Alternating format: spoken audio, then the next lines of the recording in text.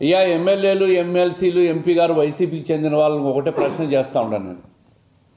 8 జిల్లాల సమస్య, రాయలసీమలో ఉన్న 8 జిల్లాల సమస్యను కడప జిల్లా DDRC సమావేశంలో మీరు తేల్చి చెప్పని అడుగుతున్నారే, మీకు ఏమన్నా ఇది కరెక్టా అని అడుగుతూ ఉండా. అసలు మీకు చిత్తశుద్ధి ఉంటే మీరు ఆ సమస్య కాకుండా ఇతరత్ర సమస్యలు ఉన్నాయి, ఆ చర్చలో మీరు పాల్గొని ఉండొచ్చు కదా. ఎందుకు బాయ్కాట్ చేసిపోయినారు? అయినా నేను అడుగుతున్నా, ఈరోజు రాయలసీమ ఎత్తిపోతల పథకాన్ని ఏ అనుమతులు లేకుండా హడావిడిగా ప్రారంభించింది మీరు.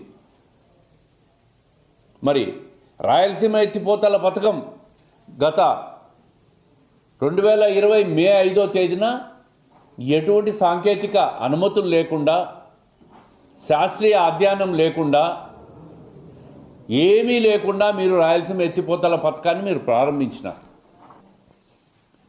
బీఆర్ఎస్ ప్రభుత్వము, వైఎస్ఆర్ ప్రభుత్వం అప్పట్లో ఇండోర్ పాలిటిక్స్ చేసుకొని మీకు కావాల్సిన లావాదేవీలని చేసుకునేది వాస్తవం కాదా?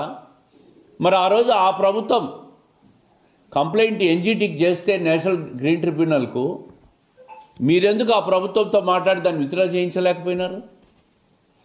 మీరు ప్రారంభించిన 20 రోజులకే దాన్ని ఆపమని చెప్పి NGT ఆదేశాలు ఇచ్చిన మాట వాస్తవం కాదా? అంటే 2020లోనే ఆపమని చెప్పింది. ఆపకపోవడంతో జరిమానా విధించింది. ఎవడబ్బ సొమ్మని చెప్పి మీరు NGTకి రాష్ట్ర ప్రభుత్వ డబ్బు తీసుకుపోయి NGTకి ఫైన్ వేస్తే కట్టారు? ఎవరి సొమ్మది? ప్రజల సొమ్ము. 1000 కోట్లు కృష్ణా జలాల్లో నీటిపాలు చేసి దానికి మళ్ళా ప్రజాధనాన్ని తీసుకుపోయి NGTకి ఫైన్ కట్టారు. ఇది మీ తప్పిదమా, తెలుగుదేశం పార్టీ తప్పిదమా? ఈరోజు మా స్టాండ్ మీరు అడుగుతున్నారు, మీరు నాశనం చేశారు. మా స్టాండ్ కావాలంటే కడప DRC సమావేశంలో మీరు ఎత్తి ఈ పాయింట్లు లేవనెత్తాలనా?